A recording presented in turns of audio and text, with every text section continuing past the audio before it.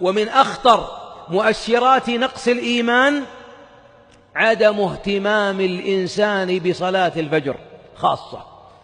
إذا كانت صلاة الفجر بجوار سريرك ولا تصلي إلا مرة أو مرتين في الأسبوع، و5 مرات تصليها في بيتك، وصلاة الفجر تغيب، ولو كنت تصلي الظهر والعصر والمغرب والعشاء جماعة، إذا تركت وفاتتك وثقلت عليك صلاة الفجر فهذا دليل على ضعف إيمانك.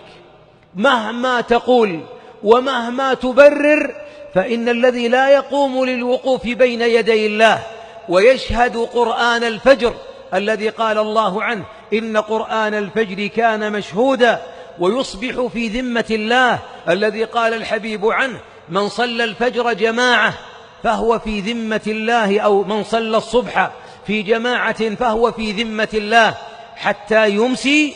إذا ما حرص، ترى بعضنا جيد في الصلوات كلها إلا عذروبه الفجر، هذا العذروب دليل على أن الإيمان في قلبك ناقص. نعم ناقص، سواء أقررت أم لم تقر. لو أن الله في قلبك عظيم لاستيقظت. ما أقدر أقوم، ليه استيقظت للوظيفة؟ الله يجزاك خير. لماذا استيقظت للدوام؟ لماذا استيقظ الطالب لمدرسته؟ لماذا استيقظت للسفر على الخطوط السعودية؟ لماذا استيقظت لموعد مع زملائك ولم تستيقظ لله؟ معنى ذلك أنك تؤثر الدنيا على الأخرى، وتحب الفانية على الباقية وتقدمها. ولذلك من أخطر مؤشرات نقص الإيمان في قلوب البعض هو أيها الأحباب هو أداء صلاة الفجر.